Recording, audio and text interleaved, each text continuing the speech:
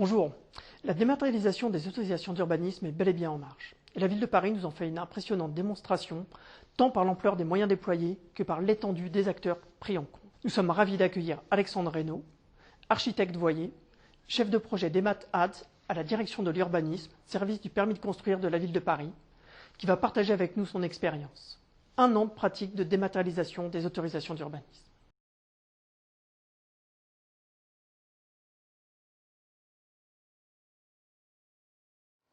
Bonjour, je suis donc Alexandre Reynaud, je suis architecte voyer à la mairie de Paris à la direction de l'urbanisme je j'ai été chef de projet, l'un des 2 chefs de projet sur le projet de dématérialisation des autorisations d'urbanisme à la ville de Paris. Donc je vais vous présenter donc quelle a été notre démarche et puis qu'on puisse bien cadrer les enjeux d'un tel projet parce qu'ils sont nombreux et ce sont des projets assez complexes. Et d'ailleurs on a vu lors de la période de confinement que beaucoup de services se sont retrouvés un peu dans l'incapacité d'instruire les autorisations d'urbanisme pendant ce confinement. Et ce qu'on a pu faire nous à Paris grâce à ce projet qui est déjà en place, vous allez le voir, mais c'est vrai que c'est un projet très complexe qui demande beaucoup de paramètres, beaucoup d'éléments techniques, humains. Et donc voilà, l'objectif c'est de vous présenter la complexité de ce projet et de faire un peu un retour d'expérience de ce qui a été fait à Paris. Alors, dans un premier temps, ce qui est important de voir, et ça, je pense que ça a déjà été dit dans les précédentes interventions, mais c'est bien aussi de rappeler qu'on est sur une échéance réglementaire qui initialement était prévue pour novembre 2018, qui était la loi sur c'était un décret sur la saisine par voie électronique qui obligeait en fait les communes à accepter les dépôts numériques des autorisations d'urbanisme. En fait, le décret ne disait que ça, il n'allait pas plus loin. Nous, à la ville de Paris, on le verra dans la slide suivante, mais on avait démarré un peu de temps avant ce décret à travailler, et on avait souhaité aller plus loin que ce décret et à mettre en place une dématérialisation complète de l'instruction. En tout cas, c'est ce que disait ce décret à l'origine. Ensuite, il y a eu une exception sur les démarches, sur les autorisations d'urbanisme, puisque le législateur savait que c'était complexe, et donc il avait laissé un peu plus de temps, d'où ce délai de 2018. Pour d'autres démarches, c'était dès 2016. Donc suite à la pression de l'Association des maires de France et de nombreuses communes qui voyaient bien que c'était très difficile à mettre en place et qu'elles avaient avoir du mal à être prêtes, l'État a accepté de produire en fait un décret pour repousser donc le 5 novembre, donc 3 jours avant l'échéance. Donc ils ont repoussé ce délai au 1er janvier 2022 avec comme par contre obligation supplémentaire, c'est d'imposer aux communes de mettre en place un téléservice de dépôt numérique et de dématérialiser l'ensemble de la chaîne d'instruction, y compris les consultations des services, ce qui, on le verra, est l'un des enjeux les plus importants de l'instruction d'un permis. Alors la ville de Paris, nous, on a quand même un volume, évidemment, étant la plus grande collectivité française, on a un volume de demandes très importante, ce qui peut être, d'ailleurs, c'est des chiffres qui peuvent se retrouver dans des agglomérations, il y a beaucoup d'agglomérations qui instruisent pour beaucoup de communes, mais on est à peu près à 20 000 décisions d'urbanisme par an. Et donc l'enjeu, c'est vrai que si la ville de Paris arrive à gérer autant de décisions dématérialisées, on peut estimer que les autres communes le pourront également, si ce n'est qu'il faut aussi avoir les moyens. On le verra tout à l'heure. Alors l'enjeu était important puisque tous les services instructeurs le savent, l'instruction d'un permis de construire, c'est... alors il y a certes le volume, mais c'est un traitement très complexe. Alors nous à Paris, en 2018, donc l'année d'avant de notre lancement, on avait 12 500 demandes qui avaient été déposées, dont 2 tiers à peu près de professionnels et 1 tiers de particuliers. Dans ces 12 500 demandes, il y a à peu près 1800 permis de construire et le reste, ce sont la majorité des déclarations préalables. Alors les dossiers sont assez volumineux. Sur une déclaration préalable, c'était 3 exemplaires, mais sur un permis de construire, c'est souvent 12 à 15 exemplaires, qui sont bien plus que les exemplaires requis au Code de l'urbanisme, mais la raison est qu'on doit consulter tout un tas de services pour leur demander leur avis. Nous, notre service est composé d'une centaine d'agents dédiés à l'instruction des autorisations d'urbanisme, avec tout un tas de missions différentes les uns et les autres. On a potentiellement 50 services partenaires, donc le principal sont les architectes des bâtiments de France, que l'on consulte près de 12 000 fois par an.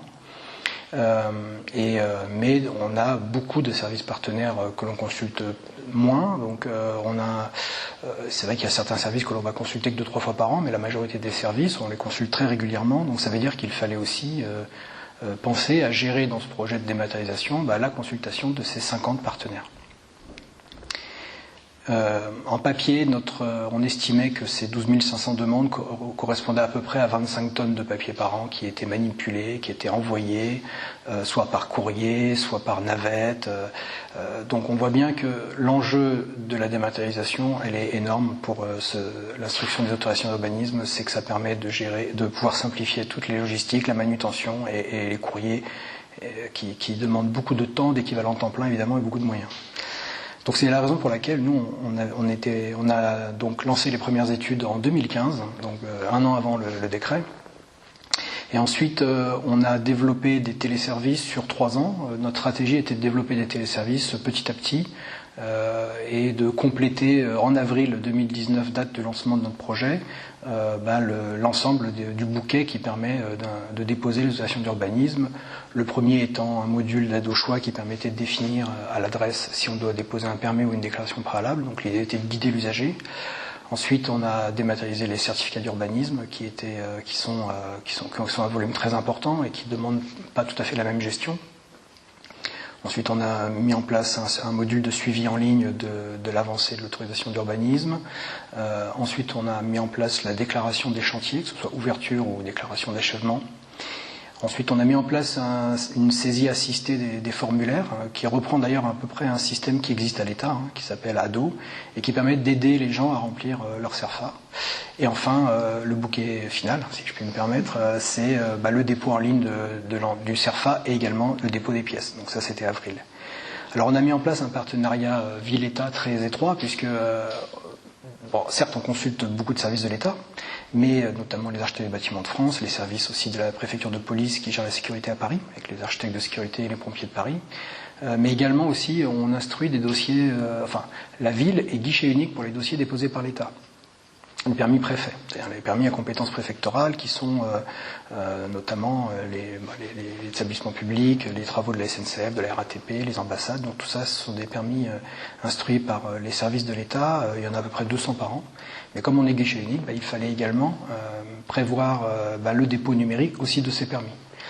Du coup, on a signé un partenariat pour que les permis donc préfecture soient déposés sur le système de la ville, mais ensuite transmis au service de la préfecture pour qu'eux disposent également des mêmes outils et des mêmes moyens pour pouvoir instruire également. Donc on a travaillé en étroite collaboration avec eux. Il faut savoir que l'État aussi, c'est un autre acteur, c'est un acteur polymorphe dans l'instruction d'un permis, puisque c'est aussi lui qui assure le contrôle de l'égalité à la fin. Donc il fallait effectivement travailler en étroite collaboration avec eux. On a aussi beaucoup travaillé avec le ministère de la transition écologique pour justement les évolutions réglementaires et puis la mise en place à l'échelle nationale, évidemment, de ce téléservice, de cette démat qui s'imposera à tout le monde. Donc le guichet a été ouvert en avril 2019 et puis on est encore en train, courant d'année 2020, à mettre en place d'autres services tels que la consultation des permis de construire, tels que le permis des dépôts modificatifs qui n'est pas encore possible aujourd'hui numériquement et puis l'archivage numérique, évidemment, avec les archives départementales, puisque ça sera un enjeu important, c'est la finalité de l'instruction. Et tout ça est encore en cours d'élaboration, donc on a encore quelques briques à ajouter pour avoir une instruction 100% numérique sur l'ensemble des étapes. Alors ce qu'il faut bien comprendre, c'est qu'on est à beau être sur une dématérialisation, donc y compris du dépôt, on ne peut pas l'imposer aux usagers. Évidemment, le dépôt papier est toujours possible, ce qui fait que avant les gens soit venaient déposer leur dossier en mairie ou dans les services de direction de l'urbanisme, soit l'envoyer par courrier. Évidemment, c'est toujours possible. Donc, dès le début, notre stratégie a été de se dire qu'on numériserait les dossiers déposés en papier. Et pour ça, on a mis en place une cellule dédiée au sein de notre service. Donc, on a 5 agents équivalents temps plein qui on a acheté du matériel et qui donc numérisent tous ceux qui rentrent donc à la direction de l'urbanisme avec un délai contraint, puisqu'il faut évidemment le mettre à disposition des instructeurs le plus rapidement possible. Donc, on a mis en place une procédure en lien avec les archives départementales pour déjà s'assurer qu'on numérise comme il faut, en respectant bien les protocoles, et également en s'assurant que le dossier soit mis à disposition de l'instructeur dans les 72 heures au maximum, pour ne pas perdre de temps. Alors, ce qui est important aussi, quand je disais que le projet était important, je pense que l'image de c'est à l'image en fait de la constitution de l'équipe projet. Un projet comme celui-ci, nous ça ne se fait pas uniquement avec un éditeur de logiciel, ça ne se fait pas uniquement avec les métiers. En fait, c'est pluridisciplinaire. Donc on a monté une équipe. Donc on était 2 chefs de projet. Donc moi je suis plutôt chargé des méthodes et chargé des questions de process. Et donc mon collègue Alexandre Puchny, qui est ingénieur et qui est responsable du bureau des systèmes d'information de la direction de l'urbanisme, lui pilotait plutôt la question informatique, même si toutes les étapes on les faisait totalement ensemble. Et donc c'est nous qui animions finalement une équipe. Moi au sein de mon service avec énormément de relais au niveau des agents et puis lui au niveau de son équipe, de son bureau informatique. On avait aussi dans notre direction informatique 2 chefs de projet dédiés, l'un plutôt aux outils d'instruction, à la question SIG, et puis un autre chef de projet qui était plutôt spécialisé dans la question de la GED, la gestion électronique des documents, puisque ça aussi c'est un enjeu crucial. C'est comment je transpose mon armoire avec mes dossiers papier dans mon ordinateur. Évidemment, on ne peut pas travailler avec juste un explorateur Windows, on peut bien imaginer qu'on a besoin d'outils beaucoup plus puissants pour ça. On a aussi utilisé des prestataires. Donc on avait un AMO conduite du changement de consulting qui nous a accompagnés tout le long, qui continue à nous accompagner pour nous aider à faire toute la partie conduite du changement avec les agents, avec aussi nos partenaires, pour évidemment formaliser tous les ateliers de co-construction des outils et des processus. Ensuite, il y a un prestataire aussi informatique, Accenture, qui a développé donc les téléservices sur la technologie Lutèce, qui est la technologie de tous les téléservices de Paris, sur le site de Paris.fr. Donc on a utilisé la même technologie. C'est pour ça qu'on a souhaité développer notre propre téléservice et pas utiliser des solutions de notre éditeur de logiciel. Alors celui-ci, c'est GFI, c'est l'éditeur de logiciels qui permet notre logiciel qui instruit l'autorisation d'urbanisme. Donc il y a plusieurs évidemment éditeurs de logiciels. Et tous ces éditeurs, évidemment, accompagnent les communes aujourd'hui pour être prêtes pour janvier 2022. Donc on a énormément travaillé avec lui pour qu'il fasse évoluer son logiciel. Et puis c'est lui aussi qui nous a apporté le portail de consultation, on verra après, qui nous permet de consulter les partenaires. Voilà, donc comme on le voit, c'est une organisation complexe avec énormément d'acteurs donc qui devaient évidemment travailler en synergie.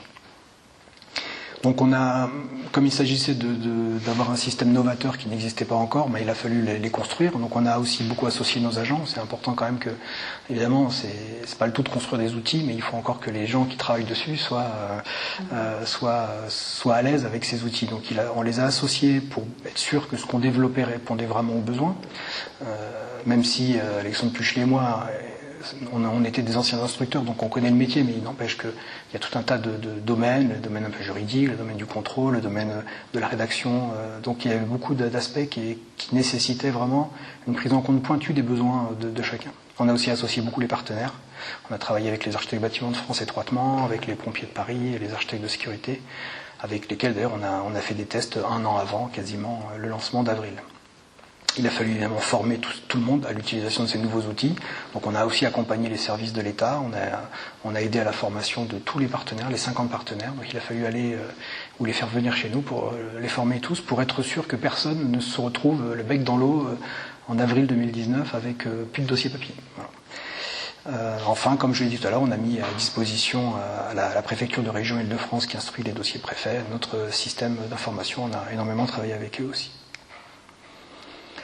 Donc là, on voit un aperçu donc de la page en fait qui a été créée sur Paris.fr sur les démarches numériques de Paris, et c'est sur cette page d'ailleurs qu'a évolué entre 2018 et 2019 avec la mise en place des différents outils que j'évoquais au début.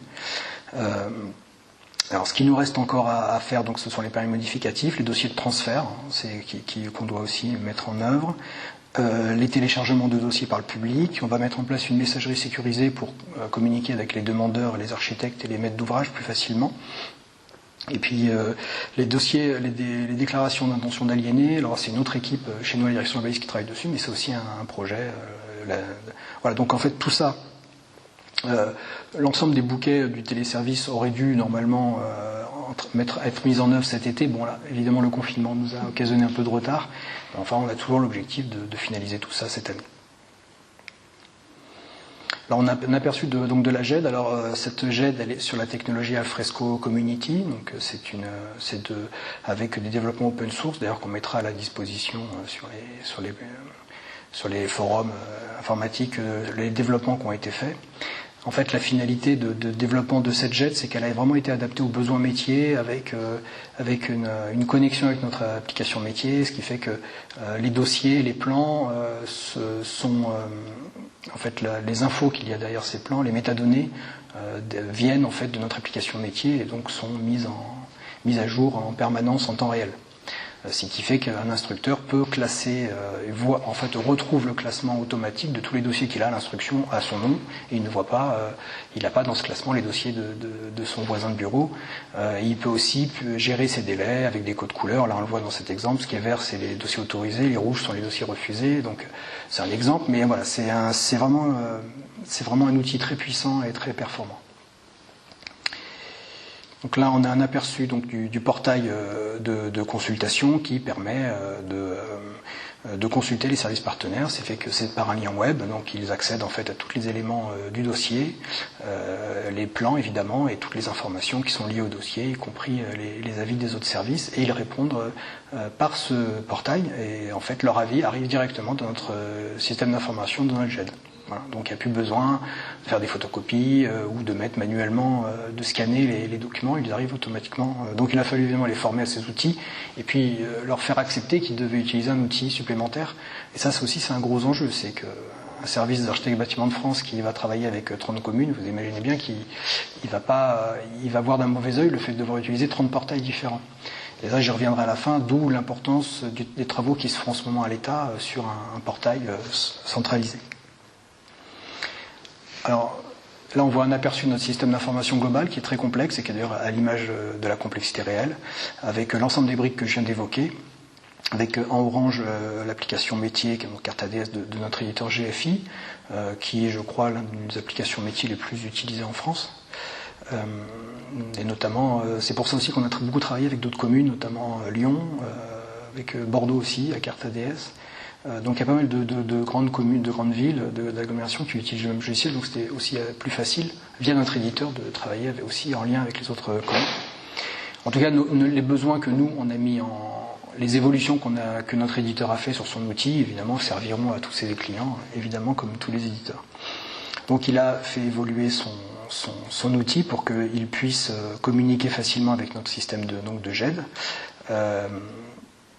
Et puis communiquer effectivement avec les téléservices qu'on a mis en place. Et on voit avec on voit les flèches, finalement le plus compliqué dans ce projet, c'est les connexions entre les différentes applications. Alors on a encore à droite, vous voyez la signature électronique, les recommandés électroniques. Ça, ce sont des développements qui sont encore en cours. On va bientôt entrer dans la phase de recette. L'idée étant qu'on n'aura plus besoin d'imprimer les arrêtés, de les signer à la main, et on pourra les signer électroniquement avec un tiers de confiance qui nous garantira cette signature électronique, et puis avec un envoi recommandé électronique à l'usager. Donc ce qui fait qu'on sera dans un processus zéro papier. Il y a aussi la question de l'archivage définitif aux archives de Paris, donc il y a un délai d'archivage légal. Les archives en fait sont envoyées aux archives de Paris, les permis de construire 10 ans après leur conformité. Donc on voit légalement, c'est ce qu'on appelle l'utilité administrative, on a encore le temps, mais en tout cas on a travaillé étroitement avec eux, notamment aussi pour mettre en place la procédure de numérisation pour qu'elle respecte en fait les règles d'archivage légal. Puisque l'idée aussi, c'est qu'un dossier déposé en papier est numérisé, il est instruit en numérique, et l'archive papier qui a été déposée pourra être détruite à terme, et c'est l'archive numérique qui sera archivée officiellement. Voilà, pour tous les dossiers après avril 2019. Donc évidemment, il fallait travailler en amont avec eux. La question des recours aussi, avec les tribunaux administratifs, donc ça s'appelle télérecours, donc il a fallu aussi se connecter à ce système qui existe déjà. Et puis enfin, le contrôle de légalité, c'est un système qui s'appelle ACT, et c'était très important de travailler aussi avec eux, puisque quand on est arrivé dans les premiers échanges qu'on a eu avec eux, leur plateforme était incompatible avec une autorisation d'urbanisme, avec un dossier, puisqu'on avait des volumes très importants.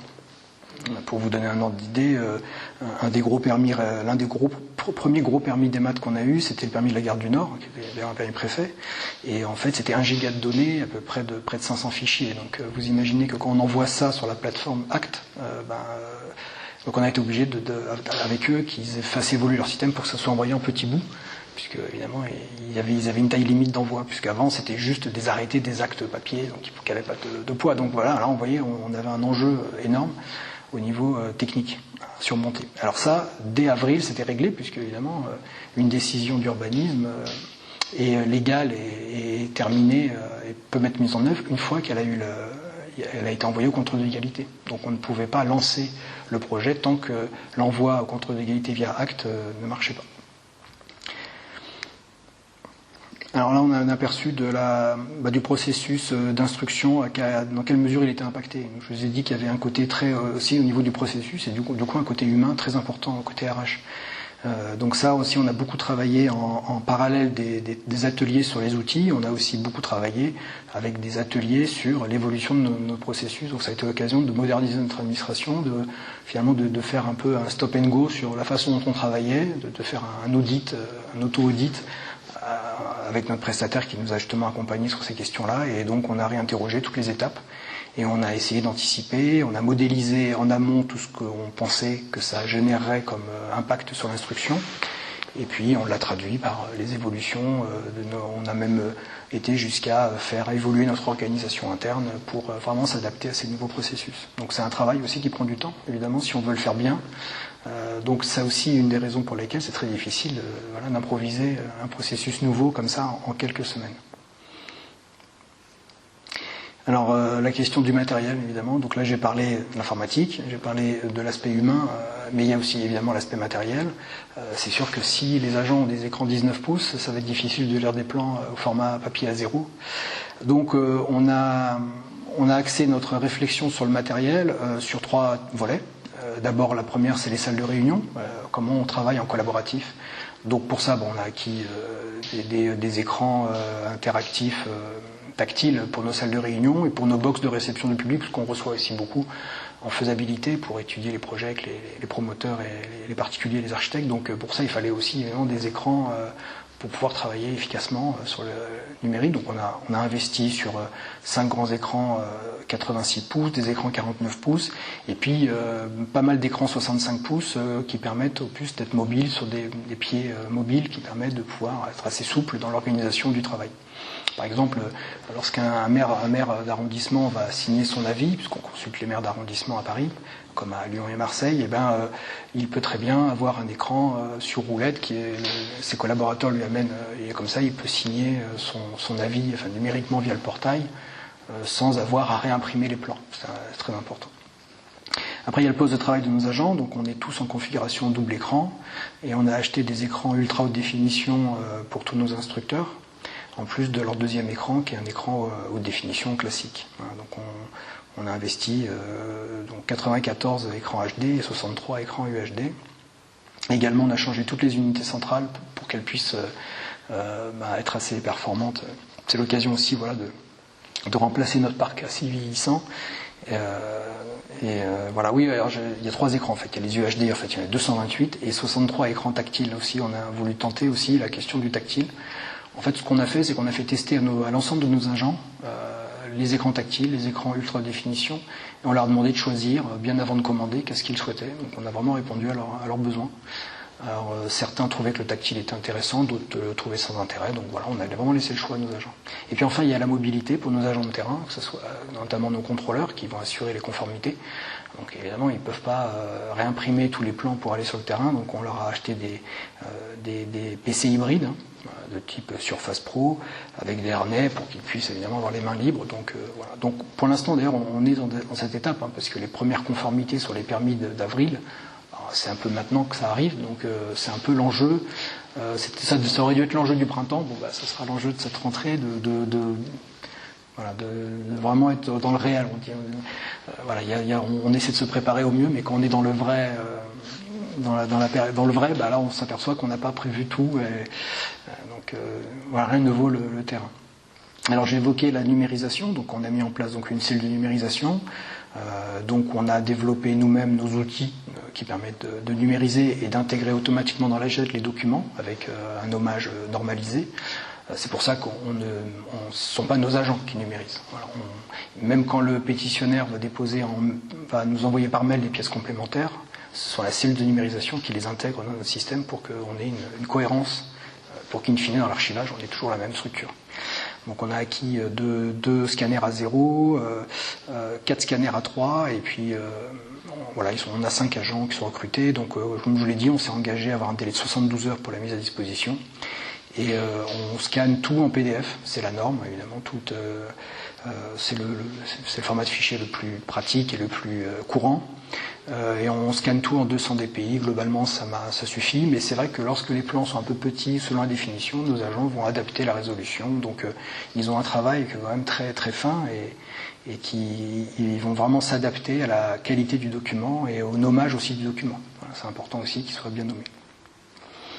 Donc là, on a un aperçu un peu du chantier conduite du changement que j'ai évoqué. En fait, ça traduit un peu. On a fait énormément de tests avant. On avait des systèmes bac à sable pour que les instructeurs s'approprient les outils.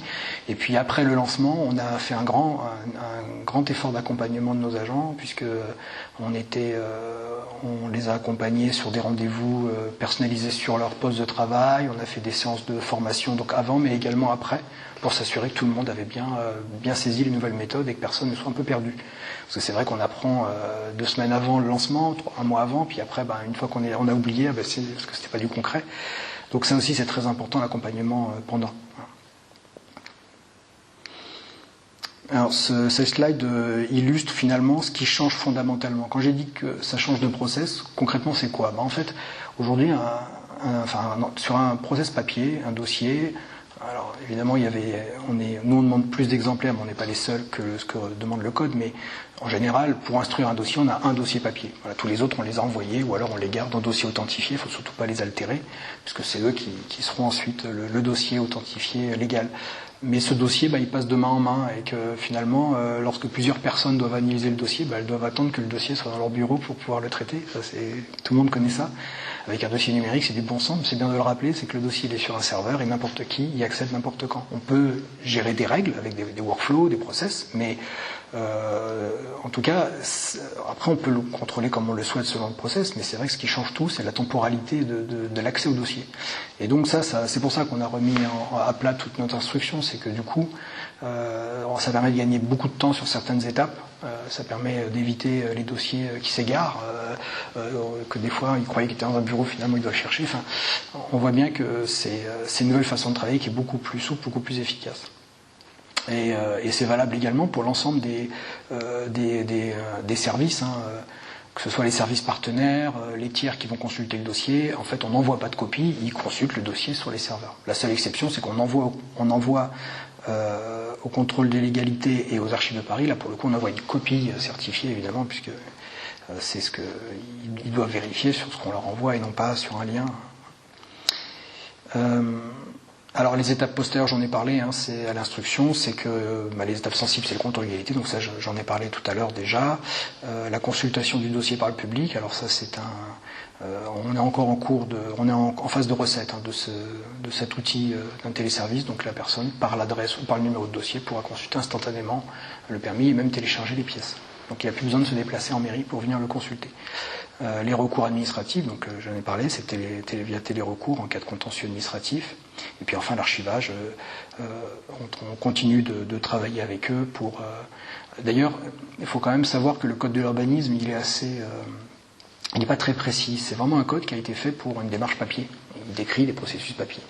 Sur un processus numérique, évidemment, ça réinterroge notamment la notion d'utilité administrative qui est aujourd'hui 10 ans. À partir du moment où le dossier est envoyé aux archives de Paris, ça n'empêche que nous, on a encore le dossier chez nous, puisque c'est une copie numérique. C'est pour ça qu'avant, on l'a gardé. En cas de dépôt d'un permis modificatif, on était obligé de garder le permis près de nous.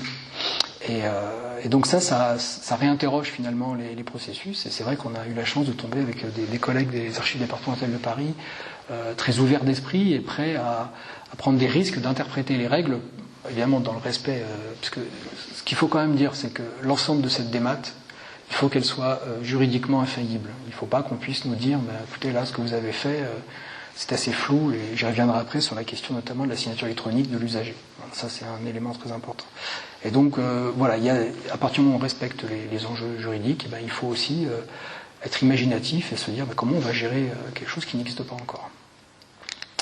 Alors enfin, ce qui était important aussi dans notre démarche, c'est le terme du win-win, qui est un peu galvaudé, pour autant c'est une réalité. Nous, il fallait qu'on modernise, qu'on mette en place un dispositif dans lequel l'usager a autant à gagner que l'administration. Il ne fallait pas que finalement, pour servir l'intérêt des usagers et leur simplifier la vie, il ne faut pas non plus compliquer la vie des administrations, parce qu'in fine, ça ne rend pas service aux usagers, puisque si on a l'administration dans des difficultés pour instruire, forcément, on a des problèmes de délai, des problèmes de légalité des actes produits.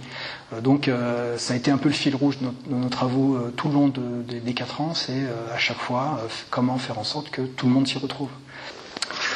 Alors sur cette slide, on voit que en fait, ce qui a fait le fil rouge de notre projet depuis le début des études, c'était toujours de répondre finalement aux attentes à la fois des usagers, c'est quand même aussi une modernisation qu'on propose aux usagers parisiens ou autres qui déposent à Paris, mais également de répondre aussi aux besoins des administrations et de ne pas les mettre en difficulté, puisque si on veut répondre juste aux besoins des usagers sans prendre en compte les enjeux pour les agents public, évidemment, on va les mettre en difficulté et, in fine, d'ailleurs, ne pas rendre service aux usagers puisque ça posera des problèmes de délai et puis même de légalité peut-être de l'autorisation. Donc, on a énormément travaillé en se souciant donc de répondre à l'ensemble des enjeux. Donc, évidemment, pour l'usager, le gain important d'un téléservice, quel qu'il soit, c'est qu'on y accède 7 jours sur 7. On n'a plus besoin finalement de faire la queue, de prendre rendez-vous, d'attendre. Donc, on le fait quand on le souhaite, y compris de son téléphone.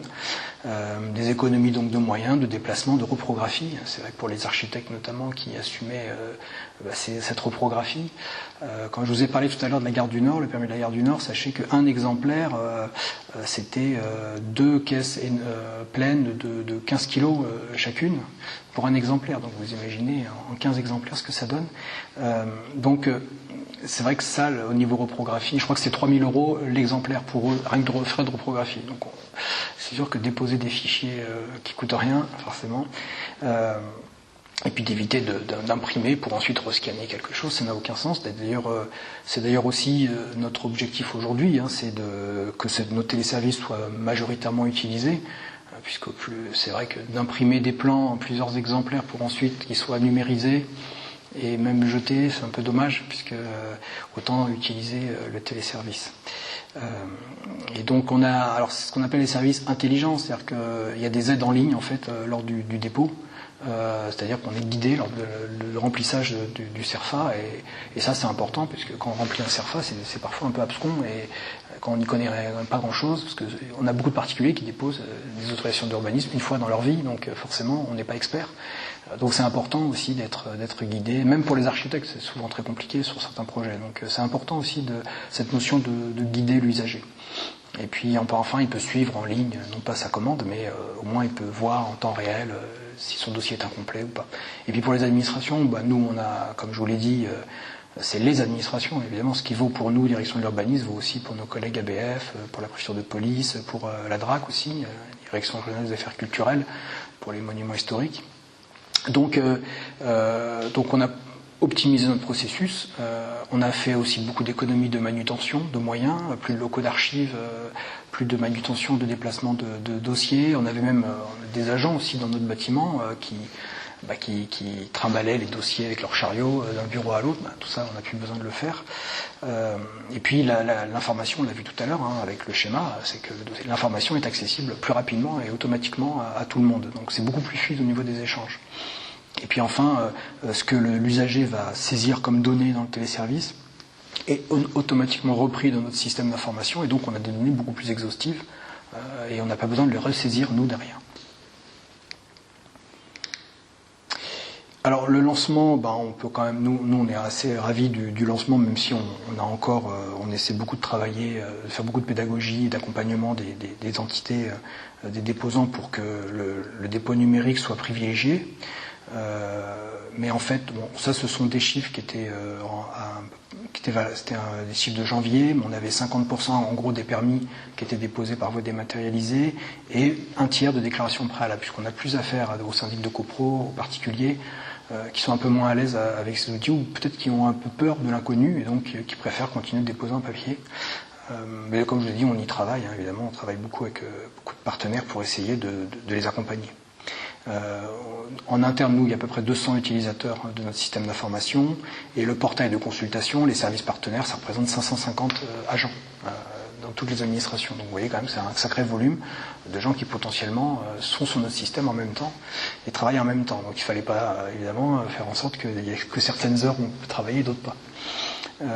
Donc en janvier, on était à 1700 dossiers déposés par voie dématérialisée et 17 000 consultations. Donc aujourd'hui, évidemment, les chiffres a bien augmenté. Et d'ailleurs, c'est vrai que pendant le confinement, on a continué de travailler du coup, puisque nos instructeurs travaillaient de chez eux avec soit du matériel de la ville. Alors c'était plus difficile quand ils n'en avaient pas, puisque évidemment, c'est le télétravail qui s'est un peu improvisé.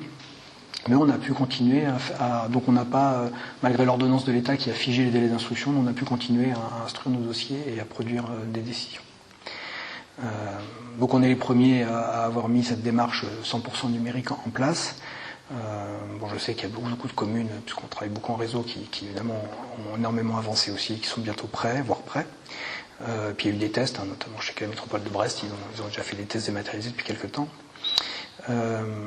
Donc on voit que l'augmentation des dépôts dématérialisés par rapport au papier augmente régulièrement depuis le lancement. Donc on pense que c'est quelque chose, ça prend du temps, les changements prennent toujours du temps. Et en tout cas, nous, notre système, en fait, l'ensemble de nos agents et de nos partenaires maintenant ont bien pris le système en main.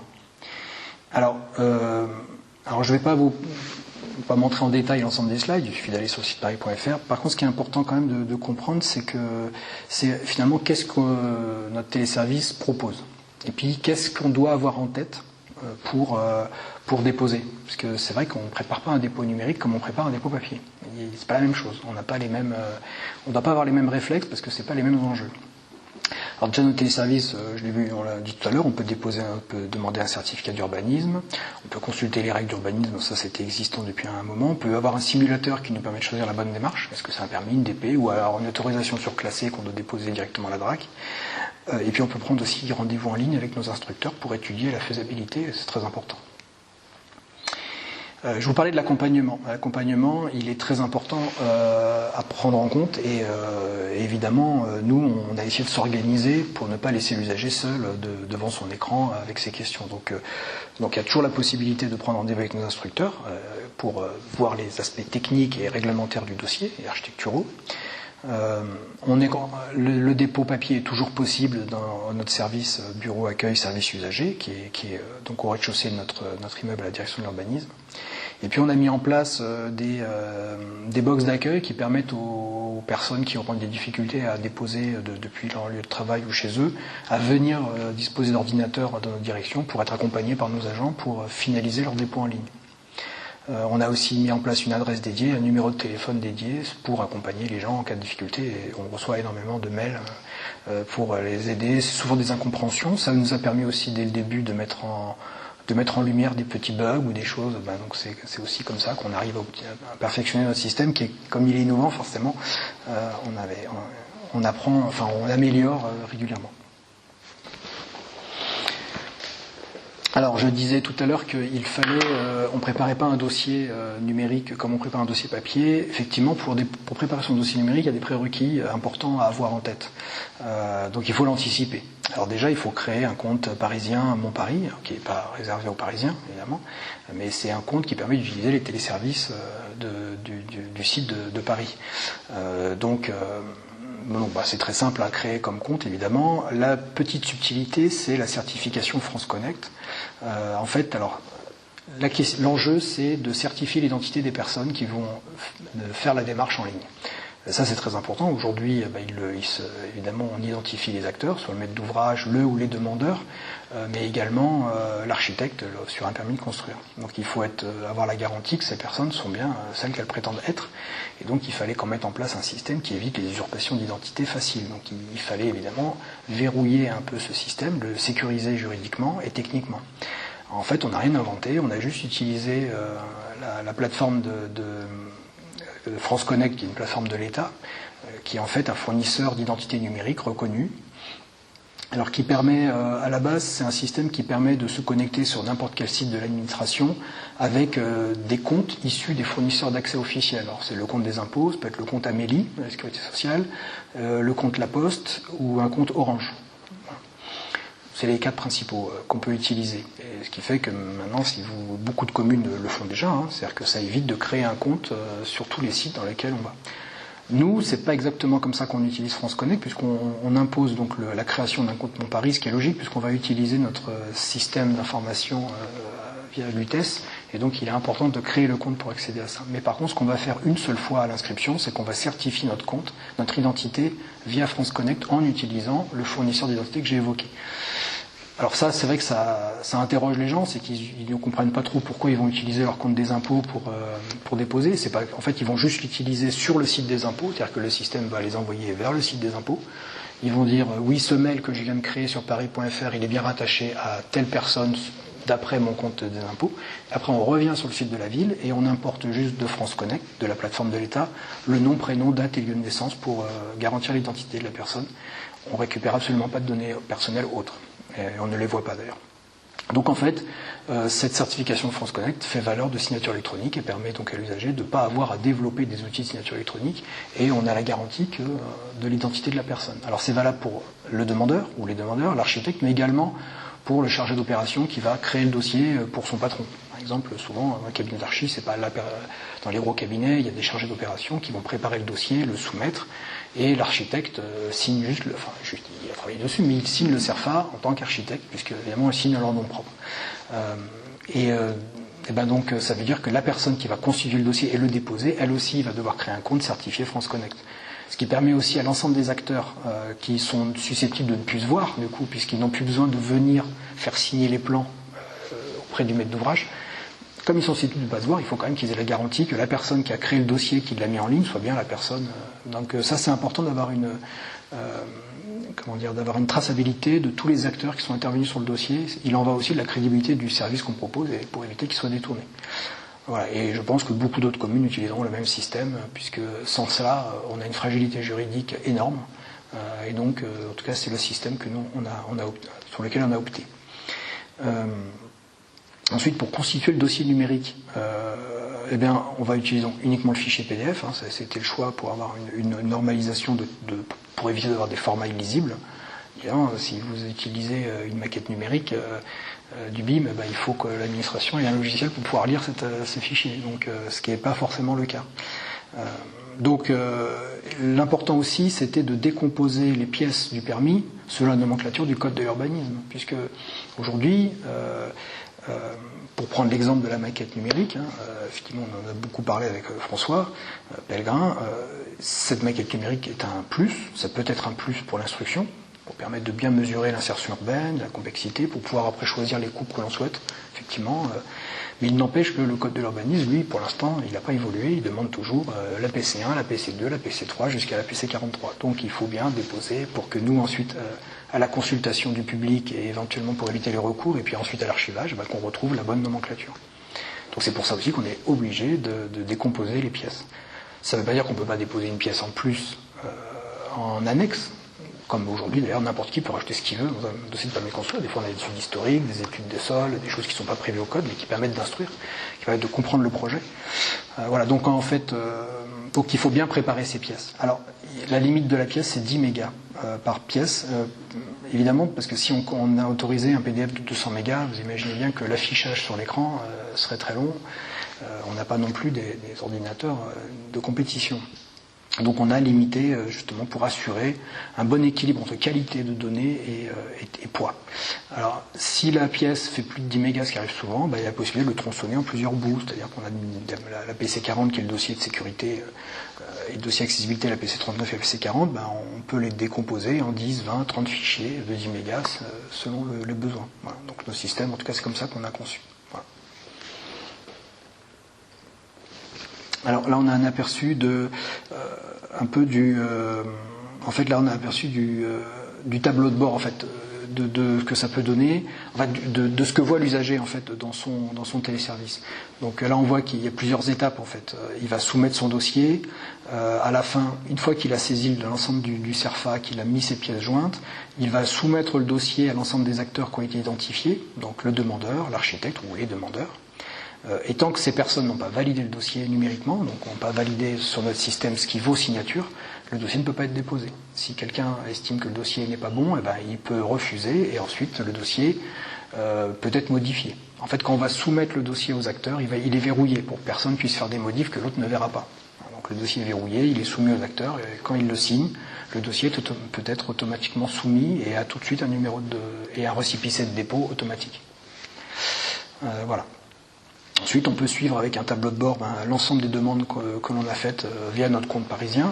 Donc on peut, et ensuite, on a un déclenchement d'alerte, par exemple, pour déposer les ouvertures de chantier, puisque on sait que si votre chantier n'est pas mis en œuvre dans un délai imparti, le permis devient caduc. Donc, quelque temps avant ce délai, on fait une alerte pour que l'usager, on l'incite, on l'invite à déposer une déclaration d'ouverture de chantier.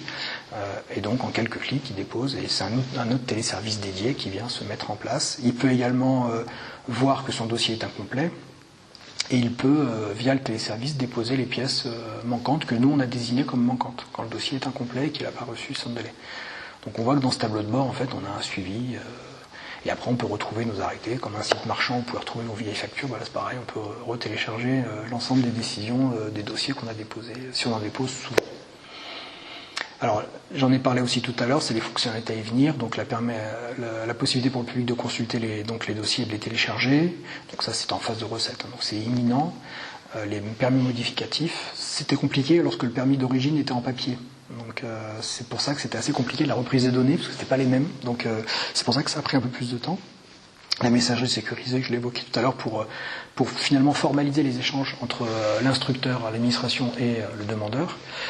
Et puis la mise en place de la signature électronique interne. Donc ça aussi, on va très bientôt commencer les tests et le mettre en place, j'espère, à la rentrée. Et puis enfin, on a fait régulièrement évoluer les natures des pièces déposées, justement, avec le retour d'expérience des usagers. Donc, on a des pièces hors nomenclature. Parfois, évidemment, le code de l'urbanisme est très clair, on ne peut pas imposer les pièces qui ne sont pas requises au code de l'urbain prévu. Pour autant, dans la vraie vie, tous les services instructeurs le savent, parfois, il y a des pièces qui ne sont peut-être pas requises, mais qui sont indispensables pour avoir une bonne compréhension. Un rapport de sondage de sol, par exemple, des relevés des berges des voisins lorsqu'on veut bénéficier d'un adossement et d'un bénéfice de gabarit, une étude historique lorsqu'on est sur un bâtiment ancien pour lequel le conservateur des monuments historiques souhaite avoir des éléments d'analyse. Bon, tout ça n'est peut-être pas répertorié, mais pour autant, c'est indispensable pour pouvoir donner un avis favorable. En gros, à défaut de produire ces pièces, l'administration peut être susceptible de faire un avis défavorable ou de faire des prescriptions qui finalement n'auraient pas lieu d'être si on avait donné ces éléments d'information. Voilà, donc ça aussi on a dû l'ajouter. On a fait une liste en fait de l'ensemble de ces pièces. À la demande aussi de nos collègues pompiers de la préfecture de police, on a aussi un peu plus décomposé les pièces de la PC 39 et la PC 40. Bon, c'est un peu technique ce que je dis, mais c'est pour ça pour dire que qu'on veut répondre à l'attente des uns, parfois on ne répond pas à l'attente de l'autre. Donc nous, notre objectif c'est de répondre à tout le monde, donc on essaye vraiment... la liste des courses est dense depuis qu'on l'a lancée, on continue de travailler du coup régulièrement parce qu'il y a beaucoup de choses encore à améliorer, à peaufiner. La gestion des espaces non cadastrés, à Paris, lorsque vous avez un espace non cadastré qui est créé, forcément, on ne peut pas le retrouver dans notre base adresse du téléservice. Donc ça aussi, il a fallu le gérer. Par exemple, si quelqu'un fait une construction sur l'espace public, il n'y a pas une adresse cadastrée puisque c'est sur l'espace public. Notre système en fait prévoit qu'il suffit d'avoir une carte de l'adresse la plus proche, et en fait, on vient cliquer sur l'endroit, sur le trottoir ou sur l'espace public où se situe. Donc il y a la possibilité de localiser. Voilà. Et puis ensuite les dossiers de transfert aussi, mais ça ne sera pas très compliqué à mettre en œuvre. Voilà, donc là je termine, c'est la dernière slide, c'est sur ce qui se passe à l'État, évidemment, parce que Paris n'est pas vocation à rester la seule à avoir mis en place cette démat, et puis peut-être que d'ailleurs d'autres villes auront d'autres façons de le faire, peut-être parfois plus ingénieuses. Évidemment, nous on a un peu essuyé les plâtres. Mais en tout cas, à l'État, donc ils ont un projet qui est en cours depuis pas mal de temps. Les gens souvent ont l'impression que l'État ne fait rien, mais c'est pas vrai, parce que pas mal de communes, on a été associés à pas mal d'ateliers avec eux. Donc leur projet s'appelle aussi Démat ADS comme le nôtre. Ils ont à peu près repris une architecture à peu près similaire. Et en fait, ils vont donc mettre en place un système qui s'appelle Plateau, qui est en fait une plateforme d'échange entre l'ensemble des administrations et des services instructeurs et leurs outils. Comme je vous l'ai dit, tout le monde n'a pas le même outil. Et en fait, ce dispositif Plateau va faire le lien entre donc, les outils des services instructeurs et les services partenaires. Notamment le système des architectes des bâtiments de France, qui s'appelle Gestoran, qui est un système national. L'idée, c'est de faire dialoguer, en fait, de faire un lien entre tous ces systèmes.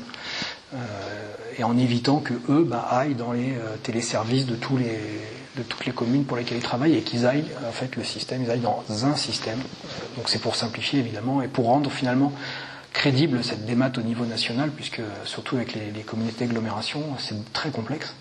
Avec les délégations d'instruction, nous à Paris, quelque part, c'est plus simple. On n'a qu'un service instructeur pour tout Paris.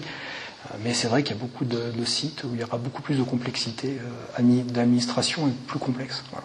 Donc l'État il travaille là-dessus. L'idée c'est de mettre en service en 2021, un an avant, pour justement avoir le temps de peaufiner le système et qu'on soit sûr qu'en 2022 tout soit opérationnel. Voilà. Et puis évidemment il travaille beaucoup avec les éditeurs également.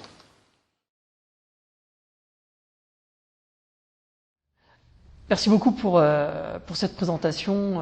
C'est un sacré projet, hein, ambitieux. Et moi, ce qui m'impressionne, c'est l'étendue en fait des acteurs que vous avez réussi à imbriquer en fait dans cette marche en avant. C'est impressionnant. Félicitations. Alors c'est vrai que ça aussi on le doit aussi à une énergie, à une impulsion politique. Hein, et il faut pas se leurrer parce que pour pouvoir avoir déjà mobilisé l'ensemble des acteurs et ensuite avoir assez de moyens financiers, parce que c'est quand même un projet que sans donner de trahir au secret, je crois qu'on n'est pas loin du 3 millions d'euros d'investissement pour ce projet. Et donc c'est sûr que s'il n'y a pas une impulsion politique forte, et nous on l'a eu grâce à Jean-Louis Missica qui a toujours souhaité innover en beaucoup de domaines et qui en tant qu'agent de l'urbanisme et de l'innovation, c'est pour ça que j'avais dit on avait commencé avant, donc cette impulsion a été importante. Et ensuite, nous, c'est vrai qu'on a fait un travail de dentelle, d'être allé voir, on a vraiment été dans les bureaux des ABF, les bureaux des pompiers. Donc ça, c'est vrai que c'était une belle aventure humaine aussi, surtout. C'est que l'équipe projet, il y avait une vraie osmose. Ça, c'est important. C'est ce qu'on voit rarement après. Et c'était vital. C'est le plus important en fait. On voit les mains, c'est ce qui est exactement. Je suis d'accord. On a quelques questions. Peut-être une première, en fait. Comment accède-t-on à la consultation des permis de construire, demande l'agence Kobe, une agence parisienne d'ailleurs. Alors c'est vrai que je l'ai évoqué un peu tout à l'heure. Alors déjà aujourd'hui, sur Paris, on a deux façons de voir déjà tout ce qui a été déposé. Si quelqu'un veut se renseigner sur un quartier, ça. On a une carte dynamique sur le site de paris.fr, la section urbanisme, qui permet en fait d'avoir l'ensemble des autorisations récentes sur une carte. Alors, soit on tape l'adresse, soit on visualise sur une carte. Et en fait, on voit sur les 6 derniers mois tout ce qui a été déposé en autorisation d'urbanisme sur une carte sur un SIG. Après, la deuxième façon, c'est une carte, c'est l'Open Data, le site Open Data de la ville, dans lequel, je crois, on a plus de 300 000 dossiers qui sont enregistrés en numérique depuis 1985. Évidemment, on n'accède pas aux pièces du dossier, mais on a la nature des travaux, l'adresse, la date d'obtention, etc. Donc c'est valable aussi pour les dossiers qui ont 1 an. Et ensuite, va se poser, lorsqu'on veut consulter un dossier, donc la première question à se poser, c'est est-ce que c'est un dossier qui a été déposé avant le 1er avril 2019 ou après. Si c'est un dossier avant, dans ce cas-là, il va falloir qu'on sache où il est. Il peut être soit à la direction de l'urbanisme, si on a encore l'utilité administrative, je vous avais dit c'était 10 ans, les DP c'est beaucoup moins, parce que les DP sont détruites au bout de 5 ans. Ou soit le dossier est aux archives de Paris départementales s'il a eu son 10 ans après l'obtention de sa conformité. Donc à ce moment-là, il faut aller aux archives départementales qui sont ouvertes février. Donc déjà, nous, c'est d'identifier où est le dossier. Si le dossier donc était avant le 1er avril et qu'il est chez nous, il faut se déplacer au BASU, au bureau d'accueil services usagers avenue de France, et puis on met à disposition le dossier. Alors parfois, il faut un peu de temps, le temps qu'on le rapatrie de locaux d'archives, des fois qui sont pas tout à fait sur site. Après, si c'est déposé après, là c'est simple, le dossier est numérique, donc il suffit on envoie finalement le lien à la personne et elle peut le télécharger ou le consulter. Voilà, c'est aussi simple que ça. Et le téléservice que j'évoquais, qui est en phase de recette, permettra en fait à la personne, là aujourd'hui ça se fait par mail, il envoie un mail et il fait la demande, demain il ira sur le site, il crée son compte parisien et il pourra accéder à l'ensemble de tous les permis. Il doit juste déclarer on doit juste savoir qui consulte le permis, mais on n'a pas à autoriser, parce qu'évidemment c'est libre. Voilà. D'accord. Super. Une question sur un autre champ, cette fois-ci du CSTB. Est-ce que dans la pratique, l'instructeur peut faire confiance à l'architecte pour la modélisation des règles d'urbanisme ? Ou est-ce que l'instructeur doit aussi vérifier que la représentation 3D des règles est bien conforme au PLU ? Ça, c'est une vaste question. En fait, il faut bien comprendre quelque chose, c'est que le respect des règles d'urbanisme et les règles du PLU, ou du poste, enfin, de la règle de la commune, c'est pas du déclaratif. Donc depuis 2007, pas mal d'éléments sont devenus déclaratifs, notamment le titre habilitant. Je déclare avoir l'accord du propriétaire, je déclare... avant, on demandait les PV d'AG en copro. Aujourd'hui, vous déclarez que vous avez votre AG. À vous de pas mentir, sinon c'est une fraude. Mais on ne le vérifie plus. En revanche, les règles d'urbanisme, ça, on est tenu de les vérifier. Il faut bien comprendre que lorsqu'un maire signe un permis de construire, il engage aussi sa responsabilité. Donc, il ne peut pas se contenter de la responsabilité du demandeur qui déclare que son dossier est conforme, puisque le maire engage aussi sa responsabilité. S'il délivre un acte illégal, qu'il n'a pas vérifié que ça respecte le gabarit, mais que ça ne le respecte pas, il y a un recours d'un tiers, le permis est annulé, la mairie est aussi condamnée. Donc elle engage sa responsabilité. Donc on ne peut pas se contenter de ce que nous déclare l'usager. C'est impossible. Ça serait même une faute. Donc on est tenu. Alors c'est vrai que souvent les architectes nous indiquent sur leur plan les règles du PLU, donc c'est très bien, ça permet de gagner du temps ou de vérifier, de checker, mais la majorité du temps, sur les gros dossiers, tout n'a pas forcément été bien vu ou bien compris ou bien interprété. Et les PLU sont souvent assez complexes. Et c'est pas toujours évident de bien maîtriser les subtilités d'un PLU, avec certaines fois des petites règles dérogatoires sur certains cas, pas d'autres cas, certains secteurs. Donc c'est rare qu'un dossier... Alors, c'est pour ça d'ailleurs que la faisabilité est importante. Mais enfin, le but c'est que le dossier soit nickel avant. Effectivement, si on a vu toutes les pièces du dossier en amont, en faisabilité, avec ou sans maquette numérique, et que le permis est déposé, et que l'instructeur, lorsqu'il voit les pièces du permis, il voit que c'est exactement ce qui a été validé, évidemment, il aura un peu plus confiance dans ce qu'il voit, mais il doit quand même vérifier si toutes les règles sont bien respectées. Ça, c'est important. Voilà. Donc, le fait que l'architecte formalise ses règles, c'est un plus, ça fait gagner du temps, et puis ça favorise le dialogue avec le service instructeur, et ça ne veut pas dire que le service ne veut pas vérifier, c'est pas possible. D'où l'intérêt de la messagerie sécurisée dont vous parliez tout à l'heure. Aussi, tout à fait. Pour assurer les échanges, exactement. Et pour garder une trace de ce qui est validé par l'un. Parce que dans les entités des services instructeurs, l'instructeur n'est pas tout seul. Nous, à Paris, on est peut-être l'une des seules communes dans lesquelles les agents de la ville qui ont la délégation de la maire signent l'autorisation d'urbanisme. La majorité, je crois que partout, ce sont les adjoints ou la maire qui signent. Mais il n'empêche que derrière, lorsque le maire signe, beaucoup de personnes ont travaillé sur le dossier. Donc il est quand même important de savoir ce qui a été dit par les uns et par les autres. Si par exemple le maire a reçu le demandeur, il a dit OK sur tel aspect, mais que l'instructeur ne le sait pas, vous voyez, donc c'est d'où l'importance de la messagerie sécurisée. C'est de garder des traces en fait des échanges qui sont faits les uns avec les autres pour que chacun puisse avoir une information la plus globale possible. Aujourd'hui, c'est fait en papier. Souvent, on prend des notes, on imprime des choses, des comptes rendus, mais c'est pas assuré à 100%. Alors que la messagerie sécurisée nous permettra effectivement d'avoir un peu plus de traçabilité sur tout ce qui s'est dit, tout ce qui s'est échangé pendant l'instruction ou avant. Voilà. Donc voilà, ça ne veut pas dire qu'on ne fait pas confiance. Et puis il faut bien admettre, dans la vraie vie, il y a des fois des gens qui essaient un peu de, comment dirais-je, un peu manipuler le règlement, où on a aussi des fraudes. C'est aussi dans la vraie vie, on a des fraudes. Donc on ne peut pas savoir tout de suite si le dossier est juste ou pas. Voilà. Ok. Une question cette fois du SDIS de Seine-et-Marne. Est-ce que le PDF sera le format standard pour tous les dépôts de demande d'urbanisme ? Alors moi, je ne peux pas vous dire si ça le restera. En tout cas, aujourd'hui, ça l'est, parce que c'est quand même un format facile à construire. Tous les outils maintenant permettent de générer des PDF. Un PDF qui va encapsuler finalement tout un tas de fichiers. Donc ça évite... déjà, c'est la garantie que le service n'a pas besoin d'acheter des outils complexes pour pouvoir lire les pièces. Voilà. Et puis, en plus, il peut être assez sécurisé juridiquement, avoir pas mal d'éléments de traçabilité dans le PDF. Donc je pense que c'est le format qui finalement s'impose logiquement. Après, peut-être que demain, il y en aura d'autres. Ça, j'en sais rien du tout. Mais nous, aujourd'hui, c'est ce qui nous a semblé le plus logique. Merci. Dernière question. C'est aussi de l'agence Spiral Architecture. Je remarque une sacrée disparité et injustice entre les différentes régions. Pour nous, où rien n'existe en dématérialisation, aucun PC n'est instruit depuis 3 mois. L'État me paraît très en retard vu la situation actuelle. Comment pourrait-on accélérer les choses ?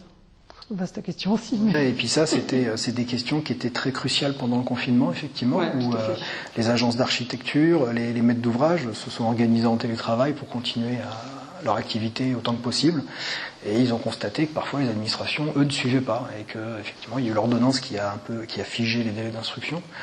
En fait, c'était que j'ai essayé de le démontrer dans ma présentation, même si on a eu qu'un aperçu très superficiel de la complexité, mais c'est très complexe justement l'instruction d'un dossier, que ce soit au niveau juridique, au niveau technique, et garantir et improviser une dématérialisation en quelques semaines, en plus sous confinement.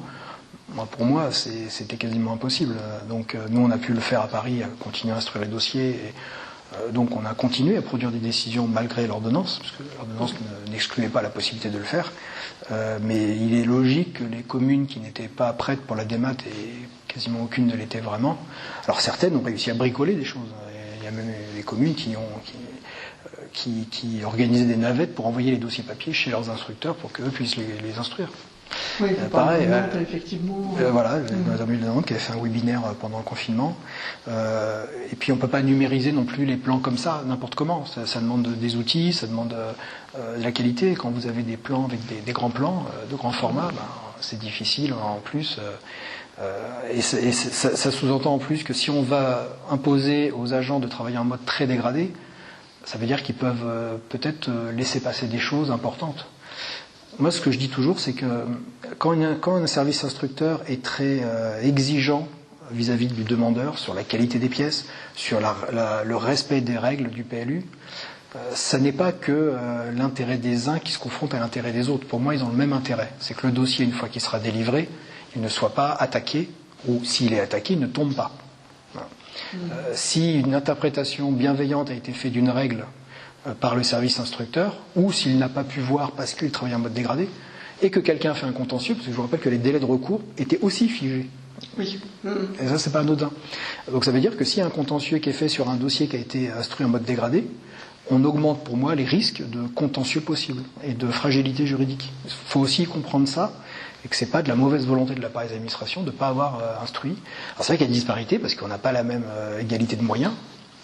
Voilà, évidemment, je suis peut-être un peu, peut-être pas objectif, mais en tout cas, je pense par exemple qu'on manque cruellement d'architectes dans les services instructeurs en France pour justement avoir un regard éclairé sur ces questions d'insertion urbaine, d'architecture, qui sont évidemment essentielles. Et de nombreux services, à Paris, on est la seule collectivité à avoir un corps d'architectes fonctionnaires qui instruisent, qui sont impliqués dans l'instruction d'autorisation d'urbanisme. Alors, pas mal de communes ont des contractuels parfois architectes ou des architectes conseils, où il y a le CAE, qui est conseiller d'architecture et d'environnement, qui les accompagne. Mais ce que je veux dire par là, c'est que cette exigence, elle est vraiment importante dans l'instruction d'un dossier, et puis pour que le dialogue soit facilité. Voilà. Donc ça s'improvise pas tout ça, et donc c'était compliqué. C'était compliqué, mais je suis convaincu que pas mal de communes ont sans doute fait beaucoup d'efforts pour essayer de gérer au mieux l'instruction, mais on peut pas faire l'impossible. Et en tout cas, vous avez vu, nous on a mis 4 ans à le faire. On peut imaginer qu'on va pas le faire en plus en confinement en 2 mois. Ouais, c'est ça. Ça a été très soudain en plus. Effectivement. Et une petite dernière question qui est peut-être la question cruciale et fil rouge en fait de toute cette conférence, c'est d'après vous, c'est l'agence Archipol qui nous demande, est-ce que les délais d'instruction pourraient être raccourcis grâce à cette dématérialisation ? Alors je pense qu'il faut faire la différence entre le délai d'instruction et le temps d'instruction. En fait, le délai, c'est un délai effectivement légal qui permet de donner l'opportunité à l'administration, aux administrations, de pouvoir donner un avis. Par exemple, si on prolonge les délais d'instruction parce qu'on doit consulter l'ABF, c'est justement pour laisser le temps à l'ABF de pouvoir regarder le dossier, de le recevoir, de le regarder et d'y répondre, et qu'on ait le temps de recevoir la réponse. Évidemment, à Paris c'est simple, encore que les déplacements dans Paris, des fois on peut quand même mettre quelques heures, mais le fait est que ça se joue en heures, alors qu'évidemment dans certains services instructeurs, ils sont à plusieurs dizaines, voire centaines de kilomètres, et c'est vrai qu'un architecte des bâtiments de France, le service des architectes des bâtiments de France, l'UDAP, il est parfois très loin de certaines communes, et donc rien que l'acheminement du dossier, on est tenu d'une navette, d'ailleurs le code le prévoit, je crois qu'ils ont 2 ou 3 jours, je ne sais plus, pour le donner. On voit bien qu'en démat, c'est instantané, donc rien qu'en avant je mettais 2 jours, là, ou même délai postal. Quand j'envoie un dossier pas recommandé, il y a le délai postal. Oui. En démat, il y a plus de délai postal. Donc le délai d'instruction, pour moi, n'a pas vocation à être raccourci pour l'instant. Déjà, il a été quand même pas mal raccourci au fil des évolutions. il faut quand même laisser le temps de faire les choses, parce que dans les fonctions publiques, l'heure n'est pas non plus à recrutement exponentiel d'agents supplémentaires, donc il faut quand même qu'on puisse, les choses ne peuvent pas se faire en moins de temps qu'il n'en faut, donc il faut laisser le temps pour que tout ça se... En revanche, quand un permis est prêt à être sorti avant la fin de son délai, on le sort avant la fin de son délai, on ne va pas attendre les 5 mois parce qu'on avait dit 5 mois. Et en revanche, un autre cas important, c'est que si le permis n'est pas prêt à être sorti au bout de 5 mois, si on n'a pas reçu des avis importants, ou alors ils ont répondu, ils ont mis des réserves et qu'on n'a pas le temps de le faire évoluer, on est obligé de faire un refus. Vous voyez ? Donc, en revanche, ce qui est évident, c'est qu'on va gagner du temps dans tout un tas d'étapes avec la démat. Ça, c'est sûr. Ce qui fait que même si les délais légaux sont les mêmes, on peut quand même espérer, pour l'instant, je ne peux pas vous faire un retour statistique sur cette question-là, mais je pense qu'il faudra qu'on le fasse, c'est de se dire, avec la démat, est-ce qu'on a gagné en délai d'instruction réel, et non pas délai légaux. Ça, c'est vrai que ce serait intéressant d'avoir ce retour. Je pense qu'il est encore trop tôt pour le faire. Il faudra, à mon avis, attendre qu'au niveau national, ce soit mis en place, et peut-être que le bilan pourra être fait en fin 2022 ou en 2023, pour avoir un retour d'expérience vraiment circonstancié et pas être juste dans le ressenti. Voilà.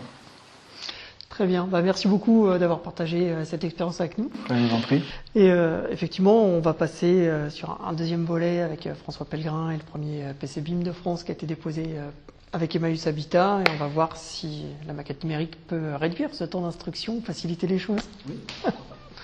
Merci encore.